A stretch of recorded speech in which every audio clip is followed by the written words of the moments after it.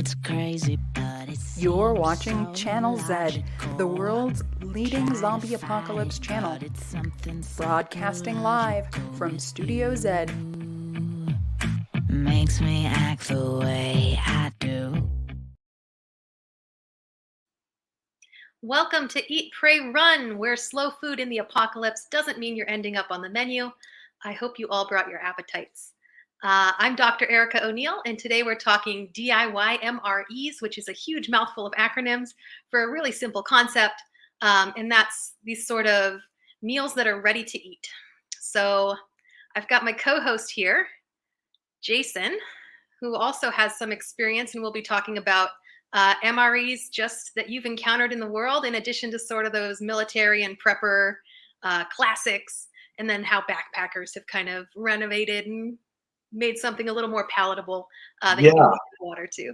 Well, absolutely. It's just as we've been working on preparing for the show, it's occurred to me how many places we're seeing prepared meals, prep meal services. I just started getting prep meals. I'm under quarantine now, so I can't leave my box. And having things ready to go and ready to eat. The question is, of course, how can I satiate my hunger for exotic tasting and wonderful foods, and while not feeling like I am a soldier in Vietnam in 1964. Yes, and MREs have come a long way since that. And it's a lot more than just ramen, which Pam is bringing up down there. That's a classic where you could just eat the block because it's ready to go. Yeah. But we've got, if you've ever had a Lunchable, that's an MRE. If you've ever eaten on an airplane, that tiny little prepackaged meal is just steamed in the air. So that's an MRE. Like this sort of concept, in addition to like meal prep services that you're using right now, Jason, it's huge. And it's way beyond just the grab the bag and go, add some hot water, and it's good. Yeah. So there should be a separate food pyramid for college students. Yeah, a lot, and I think that's another thing that we've been thinking about too. A lot of what we're talking about now in terms of how people are eating, particularly how college students are eating, or people in high density population areas are eating, is with various delivery services. And again, trying to break the monotony of that, being unable to necessarily go out and shop for fresh produce. We think of people who live in food deserts. That how we eat and how we survive has become a very different kind of story, let alone the supply chain issues.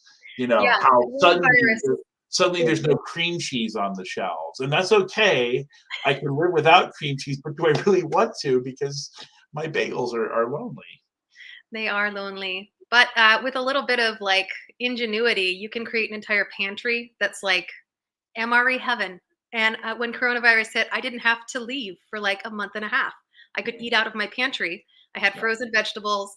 I had all my pantry stuff just stocked and ready to go. And all it was a combination of different carbs and proteins and vegetables and different spices, so that you don't get bored and your palate doesn't get like super sad, like you were talking about, Jason. Yeah. Well, why don't you talk to us a little bit about what is an MRE? What is that acronym? Where does it come from? And how has it become such a big part of our lives? For sure. So they developed kind of in a warfare situation with the US government, having to feed these sort of field rations to people. And it's really hard to do when you're across a million different geographic regions and combat situations. And service members are really picky in the sense that they don't want to eat hardtack and jerky every single day. And neither do their bodies want to continue to consume that every single day. They need something fresh, some vitamins, some supplement, a nutritional supplement to that. And so the government came up with the Meal Combat Individual, MCI, which is a picture of one right there. From 1958 to 80, they were used in Vietnam and the Korean War. As you can see, there are different cans. They were about 2.6 pounds, so pretty heavy compared to like backpacking rations that you'd have now. The M unit that you see with a little spoon over it was the meat-based entree. The B unit, all very military, like coded by exactly what it is. B unit was bread, so that's the crackers that you see there. And then the D unit was a dessert item, which is like dessert writ large, generally like canned fruit or food, like a fruit cake that would hang out for a while.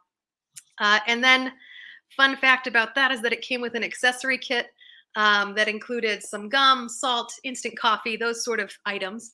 But then also a 4-pack of commercial grade cigarettes, nothing generic. Like they were commercial grade. So the government had these whole contracts with the tobacco industry. And those featured in both the MCIs, which were that initial canned, really heavy item, and the LRPs, which are kind of the predecessor to the MREs. And it's a lot of acronyms. I know, I'm sorry. The LRPs were these long range patrol ones. So instead of being canned individual for people to carry around, which is really heavy, these were for people that had to go out there and just be in unpredictable situations across enemy lines. They don't know if they can access fire to actually reheat something. So it would be like these dehydrated meals, kind of in these freeze-dried situations where you would have beef hash or beans and rice. Real similar to an MRE. And it also came with 4 commercial grade cigarettes in the accessory pack, just so that you didn't feel left out if you had to have one of those instead of the cans. Well, it's funny because now I'm suddenly getting sort of reminding myself of the context of in all those movies and TV shows about Vietnam and Korea, World War II, how people would be so excited when they get those care packages from home. And it's always sort of tied up, whether it's Ma's cooking or something like that.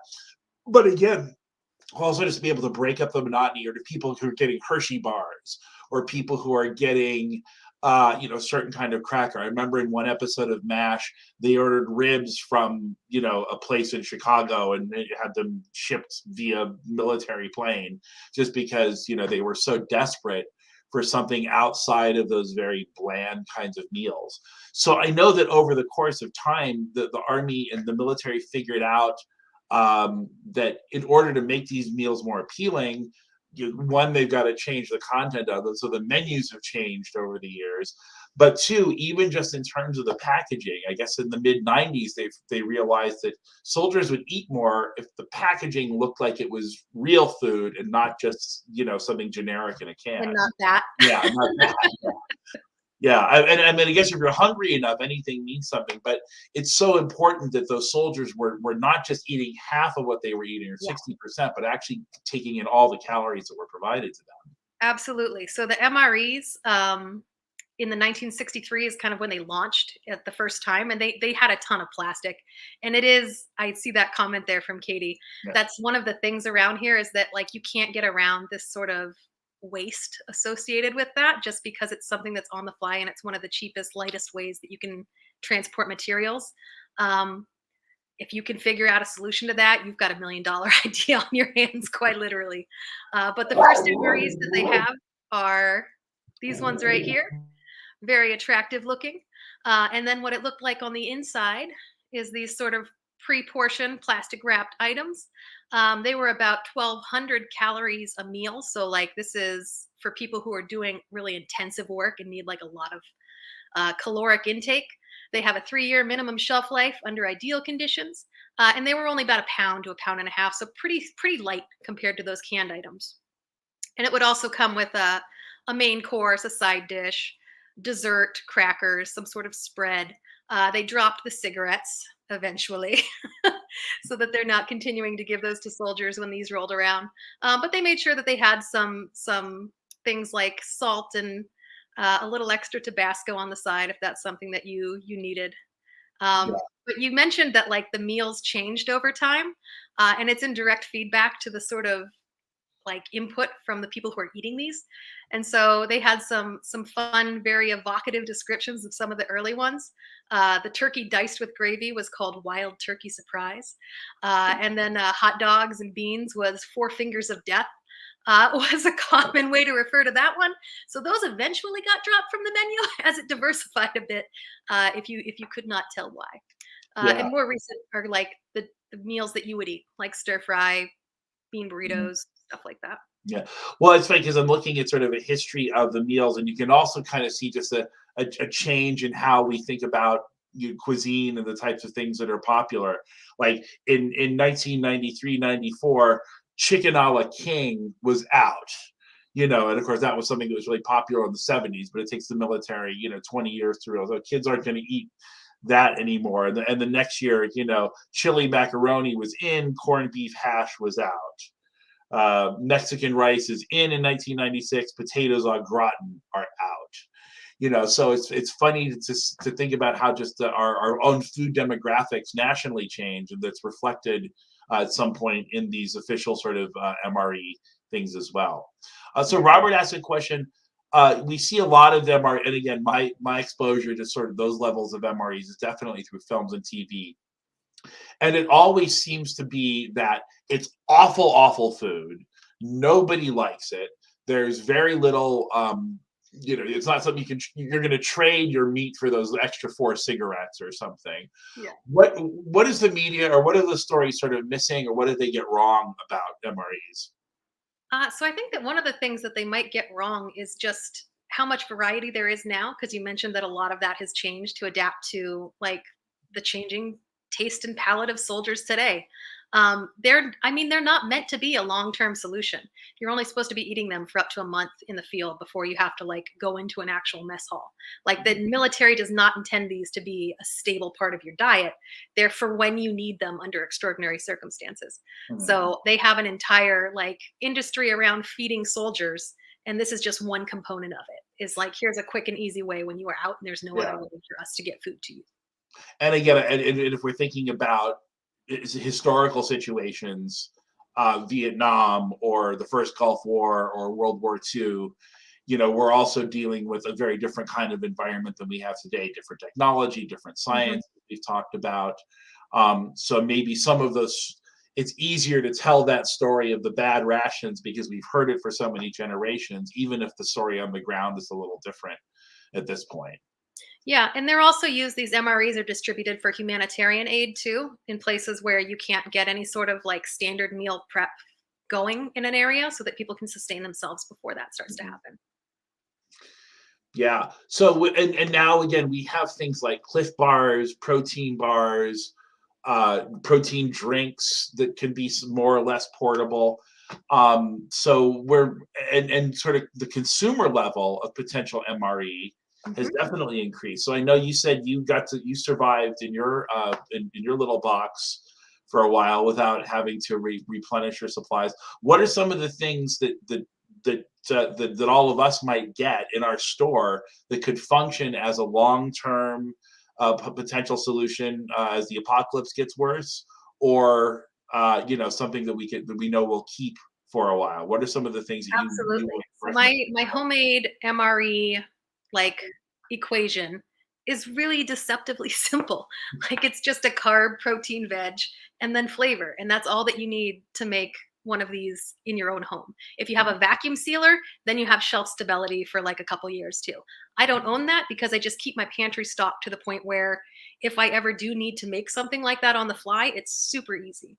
So the carbs are really your biggest concern with something like this. Because if you are in a situation where you don't have heat and you need to reconstitute things with just water, there are plenty of options out there that can help you with that. Like couscous is something that you just add water. All it takes is about 15 minutes, cold water. You don't even need to be hot. If it is hot, it'll take 5 minutes. It's something that's already steamed. So it's a super fast reconstituted thing. Potato flakes, those sort of Idahoan potato or whatever your brand of choice is, that can be reconstituted cold. Rice vermicelli noodles can be reconstituted cold. Instant rice can be reconstituted cold. It just takes about 20 minutes for those sorts of things because it needs a bit of time for it to soak in. And it will generally taste better if it's heated up, but sometimes you don't have that option. And the only thing that you really need to heat water for is if you're going to do anything with pasta. So if you're looking at like a macaroni, like these little guys here, you can just pop that into hot water. It'll take about 15 minutes, but those will be just fine. They don't need boiling water to reconstitute. Neither does something like capellini or the little fideo noodles. If you like the Mexican chicken noodle soup or this Lipton one, that all it takes is hot water. It has to be up to 180 degrees Fahrenheit to 160 in order to reconstitute. It's the starches that are in that pasta that require that sort of process. Yeah. Well, great. So, and so I'm curious to talk about the proteins. Well, and what are the proteins that we can use with a mind toward Liz's question of potential vegan proteins as well. Yeah. So hello, vegan proteins and also fats to keep you running from the zombies in in the apocalypse. Like nuts are a fantastic vegan protein option. I don't have it here on the counter, but I've got the protein powder, which is really great in oatmeal, or even in like a berry crumble. So I have like freeze dried options back here. So like you just have some freeze dried berries or even some dried fruit. Reconstitute that with a bit of water or sweetener, maybe some cinnamon if you're feeling spicy. And then you can top it with granola, or you can sort of pan fry one of those instant oatmeal packages to kind of create that sort of crispy oat topping on top. Add some protein into that. Like there's a ton of options now with like soy and whey and all sorts of protein isolates out there. And for those of us who continue to eat the flesh of other creatures, despite knowing full well that they're better options, what's of it? What would you recommend for us as well? Yeah. So two things that I think that people don't realize you don't need to refrigerate are this, because they're sold usually in the refrigerated aisle, not island, are salami and summer sausage. Like these sorts of things say refrigerate after opening. So have a salami fest, get a nice big one so that everyone can share. Add a little humanity to it. It's much more satisfying than a beef stick on the run. I also keep those packages of tuna, which is really nice. And then I also have a whole bunch of these options right here. So we've got mussels, oysters, sardines, some little kipper snacks and herring. Those are fantastic in a pasta dish. They're also really good just on crackers. Yeah. And the oil is also like nice for making a nice pasta sauce too. And if nothing else, we'll keep the neighborhood cats around you to protect you from the hordes of the infected rodents. There you go. They're bound to be attracted by the smell of all that food as well. And so you had your carbs, your protein. What else did you two other parts of your equation? Yeah, vegetables. Like that sort of like nutritious aspect of it is really hard to get if you don't have access to refrigeration. But there are a ton of options now where you can get like dried mushrooms or freeze-dried broccoli florets or anything like that. So you can make like a nice broccoli cheese pasta, or have some mushrooms and some crunch. Some of those fried onions on top would be a nice crunch to anything. And it also adds flavor, like nutrition, vitamins to it that you wouldn't normally get with just like protein carb. So. It also makes me think that we should do an episode about gardening in the apocalypse and what are the easiest vegetables and things to grow. Oh my gosh, yeah. In sort of a simple space in a window ledge, out of the reach of the zombies and the hordes. So because that might again sort of say, well, I know if I can grow bell peppers or lemons or whatever, then you've got another source of yummies coming in. For sure. I also own a dehydrator, so anytime I get like a bounty, I always just dehydrate it, and I have just oodles of bags of dehydrated. Yeah, preserving and absolutely. Yeah. I did see Alana mention something about butter. And so those sort of fats are really good too, because they add the flavor that you need, and then also like the caloric like impact that you're going to need if you're doing a lot of heavy lifting out there.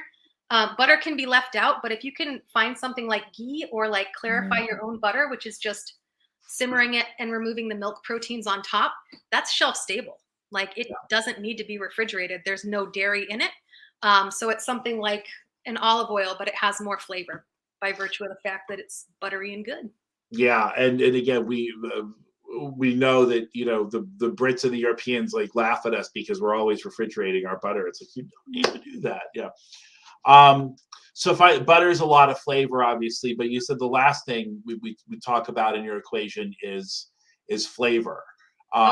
So obviously, it's fairly easy to keep dried spices around and stock up on those. But what are some of the things that you're thinking about as well? Things like capers and olives and artichokes. Like they sell all of these things that are super easy and on the fly. Something like honey lasts forever. It's the one thing that will never go bad in your pantry. It will sometimes get a little crystallized like this, and you can just make it liquid again by sticking it in hot water. So that's one sweetener that you won't ever have to worry about in terms of like having it ready and it being there for you. It's also really good in medicinal things, like if you have tinctures or anything with herbs that you need to keep stable. So Yeah, I'm a big fan of hot sauce. To me, I can eat almost anything that's bland or low calorie value, low fat, if it's got hot sauce. And I actually subscribe to a service called Fuego Box. Not a nice. sponsor, but that's Fuego Box. You can look them up. And every 3 months they send me 3 bottles of hot sauce, as you can see in here. And I can't possibly consume that much hot sauce, so I've got a few of these stacked up. But these are all small brand, sort of craft level hot sauces. Here's one, Old St. Augustine's Singing Lizard Scorpion Pepper. So this is going to be pretty hot. It says deadly as for the sale. So that'll be fun. We'll try that later. This If is the what zombies don't kill you, that might. exactly. This is one I'm just finishing called Crybaby Craig, which is actually fairly mild. So I think that's what makes Craig a crybaby. But just I love some of the artwork. And again, this, once I open it, I've got to refrigerate it. But I've got, a handful of these. And for the stuff that's really hot, obviously, even just a drop or two is going to awaken my senses a certain way. It's going to make me feel a lot more interested in the food I'm eating. Hopefully I like the sauce, which again, most of them I like. There a lot of them are derived from fruits and peppers and onions and things that I might not have access to. So I'm a big proponent of if you're going to hoard something or keep those things that are going to add a lot of flavor.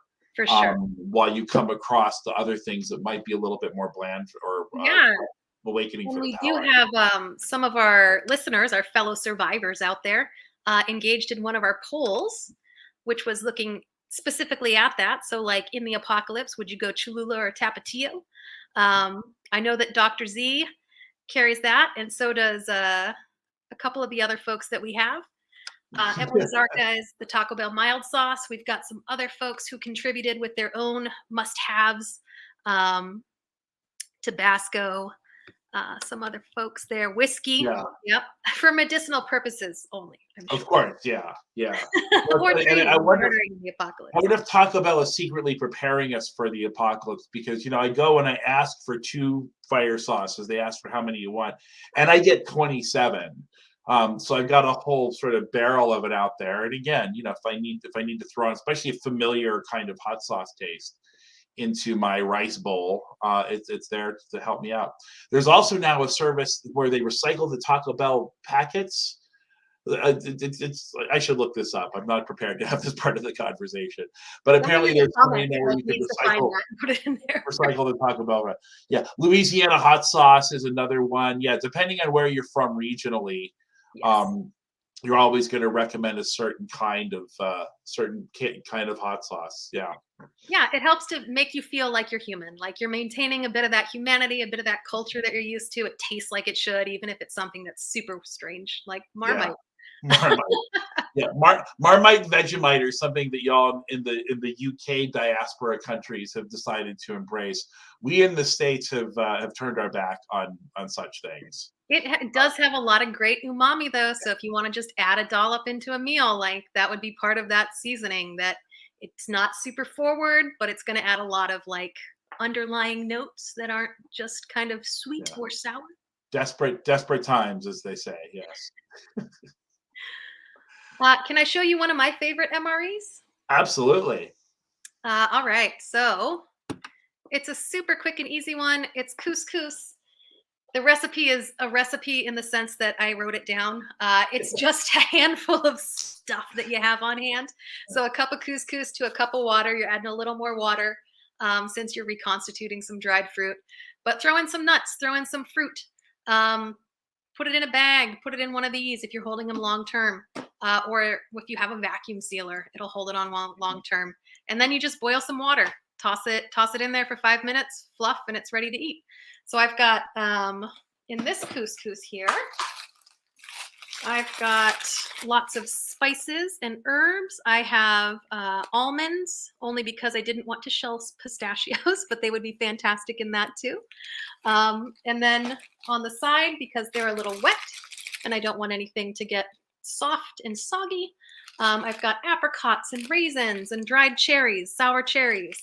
And then I would reconstitute that with maybe a little bit of bouillon. So they sell these little bouillon packets, or you have the little squares that you can toss in there, or maybe a dollop of that butter. And it's super fast and easy. And if you have these sorts of things that are in your pantry, it's also a really easy weeknight meal, in addition to being something that you can just grab on the go if you do need to grab a meal, or add it to your go bag in a worst case scenario. So I strongly recommend cultivating a pantry that can actually like help you out in these sorts of situations. And yes, a handful or a pinch or just like a scotch, those are all great measurements. Yeah, and totally valid in the apocalypse when you don't have traditional measuring units available to you. Yeah, we're not making croquembouche, and we don't have the luxury of baking and having to be as precise. I'm curious, because as I've been looking at sort of the history of MREs in general, but this kind of this kind of food product. So much of the growth is actually associated with historical moments of crisis. Like pre-2000, there was just two MR, like civilian MRE manufacturers for wilderness people, survivalists. But then when the Y2K thing happened, suddenly there was an explosion. After Hurricane Katrina, there was another kind of explosion of MREs. Now, obviously, with the pandemic, we're seeing, again, not just MREs, but home prep meals, food delivery, and people just sort of changing their conception of the way. What do you think about it is, Erica, about disaster or apocalypse or crisis that makes us go all the way down to rethink about the way that we're eating food? What's the connection there? I think the connection is that food and culture are so intertwined that you can't extract them. They are like, what makes you human is what you eat and what food you share with others. And so if you're in a situation where you need that boost to your humanity, having things that are really familiar to you, like I'm not going anywhere without some instant coffee. Other people, it's tea. Just like having something that you can grasp to because it's part of a ritual or it's something that you share with others is super important. And then it's this weird groupthink that I think happens too in these sort of situations, like the run on toilet paper during COVID was not something that I had predicted. Like dried beans and rice, yes. Toilet paper, no. Like in a worst case scenario, you are still in your house and you can deal with that situation if you do end up running out of it. But if you don't have food, that's something to me that is a lot more sort of pressing. But I feel like those sorts of situations, like it's unpredictable sometimes. What people focus in on is as being like a source of security and comfort because you have a bunch of it. Yeah, and I'm even just thinking about just the ritual use of food in mourning and letting go. I know that in times when people close to me have passed away, and the neighbors, I'll cook food. The neighbors who I barely know, but they bring you something, and it's kind of amazing how good that food tastes. Even if it's not the kind of thing, a Tupperware thing full of enchiladas, thanks. But in your sense of mourning and your sense of loss, getting to feel that connection with people is important. And so I guess when we're in these mass crisis times, it's a way for us to connect with each other and conversate about, okay, we can't order the pizzas that we used to order, or we can't have the luxury things that we used to have, but I can share with you these scraps from my kitchen or the remnants of my pantry. And I can still prepare it with love and care and some sense of dignity that we're not just surviving, but we're somehow thriving through this as well. Yeah, it's tapping into some of that altruism and that kind of human-centered relationships. And I love that people are mentioning backpacking too, because it's also a way to kind of have some humanity and comfort when you're out there communing with nature. So there were some questions about like, what do you do if you don't have something heat-proof? In a situation where you need to make something like that, if it came in a bag, you can put water in the bag. Like you had to get the stuff there somehow. So just make use of that any way you can. If you need a flat slab to grill something, You can find that with a rock and some water to wash it off, and just put that over a fire. If it's something where you can't find a bag, but you have things that you have foraged in the world. Yeah, there's all sorts of things. Like, I mean, the amount of food that's out there is only limited by how hungry you are. So And if we don't have the food to prepare and all of that nice equipment that we brought, remember that equipment can be used to fight the zombies as well. So keep that cast iron pan, even if you can't heat it.